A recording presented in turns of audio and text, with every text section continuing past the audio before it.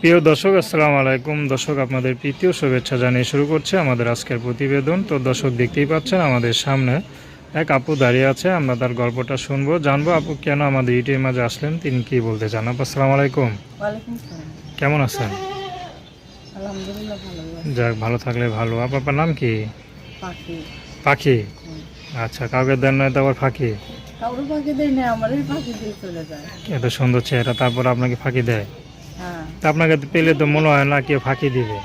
না, আমার সাথে মনে করো কয়েকদিন কথাবার্তা বলে, হেল্প করে। একটা লোক আমার হেল্প করছিল, কিন্তু সে আমার নিজে থেকে যা চলে গেল। আমি বুঝতেও পারলাম না আমার দোষটা কি ছিল। আচ্ছা আচ্ছা। তো পরিচয় ছিল কি ফোনের মাধ্যমে? হ্যাঁ, ফোনের মাধ্যমে। পরিবারে? কথাবার্তা বলতাম। আচ্ছা, পরিবারে কে কে আছে? পরিবারে আমার নানি আছে আর একটা ছোট বোন।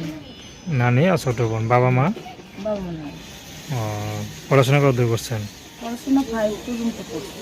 মাত্র? হুম। বিয়ে শাদী হয়েছে? না, বিয়ে শাদী হয়নি। তো হাতে চুরি পড়ছেন? এমনি সিম্পল একটা পরে রাখছি।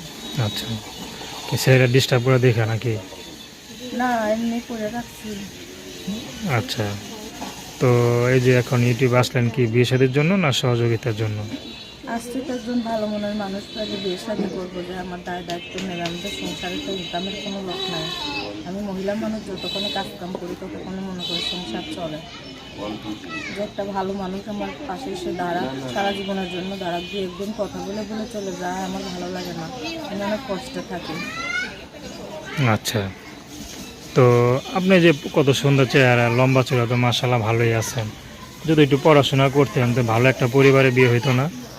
একটু পড়াশোনা ভাই কপালে যতখানি ছিল ততখানি হয়েছে। আচ্ছা, তো পড়াশোনার কার ইচ্ছা ছিল? পড়াশোনার ইচ্ছা ছিল। তা আপনাকে দেখে তো মনে করেন অনেক গরিব ঘরের ছেলেও আসতে চাইবো না, এত সুন্দর চেহারা, গরিবের ছেলেকে বিয়ে করবে?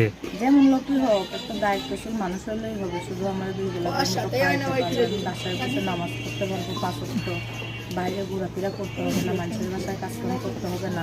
আমি এরকম একটা লোক চাই। সে গরিবের সমস্যা নেই। গরিব হোক বড় লোক হোক, আমার দেখার দরকার নাই। আমি কিভাবে বাঁচবো তাকে নিয়ে আমি সেটাই জানি। সাধারণভাবে বেঁচে থাকতে পারবেন? সাধারণ জীবনযাপনই আমার ভালো। আচ্ছা, আমি তো টাকা পয়সা চাই না, তো বড় লোকের দরকার নেই। আচ্ছা।